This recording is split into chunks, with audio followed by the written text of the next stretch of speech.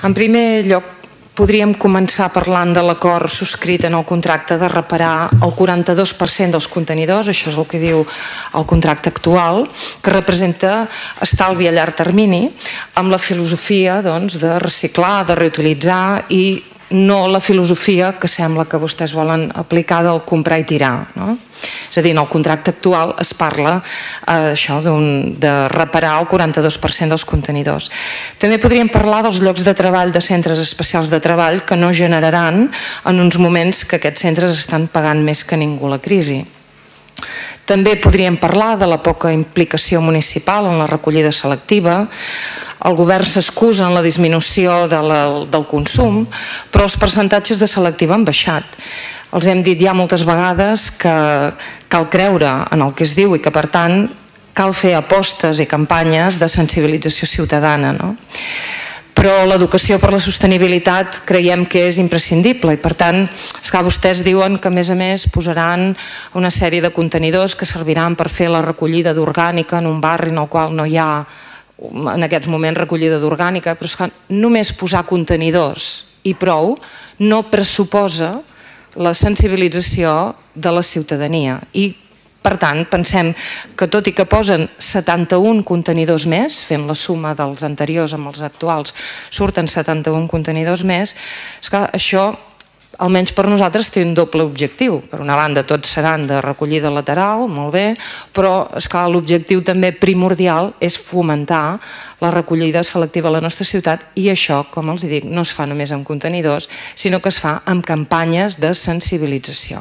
I això està demostradíssim. Potser tenen una altra fórmula que ens agradaria conèixer. També podríem parlar dels canvis en el calendari d'aplicació i desplegament del contracte de neteja. No s'han seguit des de l'inici. Nosaltres hem presentat diverses preguntes per escrit, hem fet diverses preguntes en el ple, se'ns va dir que a principi del 2013 ho tindríem i encara és hora de tenir-ho. Esclar, si van canviant cada vegada, suposo que el pla de desplegament es deu anar canviant també cada vegada si van fent canvis en el contracte, no? També podria parlar de l'increment que li costa a la ciutadania fer aquests canvis, 144.000 euros de més en un contracte de 83 milions d'euros, 83 milions i mig d'euros. Aquest increment de 144.000 euros com repercutirà en els 8 anys de contracte, en la recollida selectiva i en la neteja dels carrers, quines repercussions tindrà. I podríem continuar parlant de molts temes d'aquests, però no és ben bé el que els volia dir, perquè el que avui els volem dir és el que vostès estan fent sense donar-nos a la ciutadania cap mena de garantia de seguretat. Vostès estan fent, ja va, vostès estan fent una nova modificació en un contracte recorregut. No sé si se'n recorden, tothom és conscient, l'empresa que no va guanyar aquest contracte, Urbacer, va recórrer, va impugnar aquest contracte. Aleshores, vostès segurament diran que els serveis jurídics seus, per cert, cada vegada més ampliats, els han assegurat que no passa res. Però només recordin que això mateix ens afirmaven, per exemple, en el cas del xalet de Rus, en les expropiacions del mercat de Santa Eugènia, etc. És a dir, no perquè desconfiï dels serveis jurídics d'aquest Ajuntament, però sí perquè les dificultats en recórrer un contracte d'aquestes característiques ens fan, en aquests moments, tenir molts dubtes.